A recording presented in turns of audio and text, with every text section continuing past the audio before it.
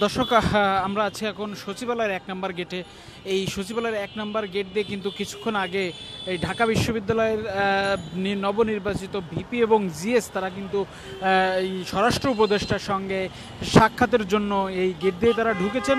দর্শক, আমরা জানতে পেরেছি আগামী কাল থেকেই কিন্তু শুরু হচ্ছে দুর্গা পূজা।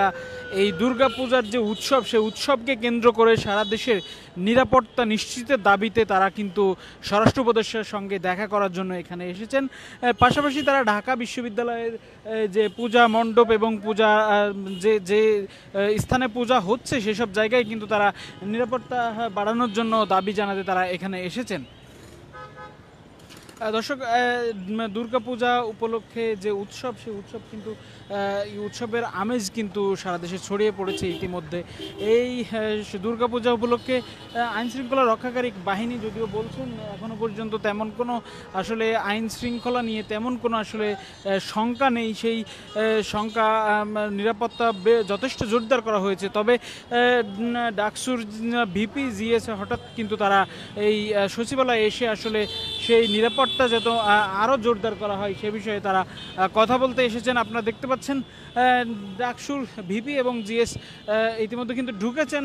এই অবস্থায় কিন্তু ডাকসু যে সচিবালয় এলাকায় কিন্তু নিরাপত্তা ব্যবস্থা বেশ জোরদার করা হয়েছে এবং পুলিশ সহ অন্যান্য গোয়েন্দা সংস্থা কিন্তু এই আশেপাশে কাজ করছে বলে দেখা যাচ্ছে। দর্শক, ডাকসুর পক্ষ থেকে বলা হয়েছে তারা কিন্তু স্বরাষ্ট্র উপদেষ্টার সঙ্গে সাক্ষাৎ শেষে গণমাধ্যমের সঙ্গে কথা বলবেন। এই ফলে গণমাধ্যম কর্মীরা কিন্তু অপেক্ষায় নিয়ে দাঁড়িয়ে আছে।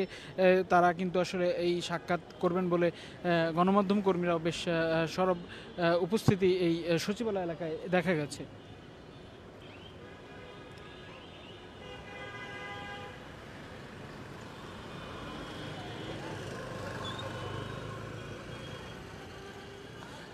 দর্শক, আপনারা দেখছিলেন দেশ রূপান্তর লাইভ। আমরা আপনাদেরকে দেখাচ্ছিলাম সচিবালয় থেকে, সচিবালয়ের ১ নম্বর গেট থেকে, যেখানে আসলে কিছুক্ষণ আগে ঢাকা বিশ্ববিদ্যালয়ের নবনির্বাচিত ভিপি জিএস তারা কিন্তু স্বরাষ্ট্র উপদেষ্টার সঙ্গে দেখা করতে গেছেন। তারা আসলে এই চলমান দুর্গাপূজা উপলক্ষে বাংলাদেশের যে নিরাপত্তা, সেই নিরাপত্তা এবং পূজা মণ্ডপ এবং এই উৎসবের সার্বিক নিরাপত্তার দাবিতে তারা কিন্তু এখানে আজ এসেছেন বলে তারা জানিয়েছেন।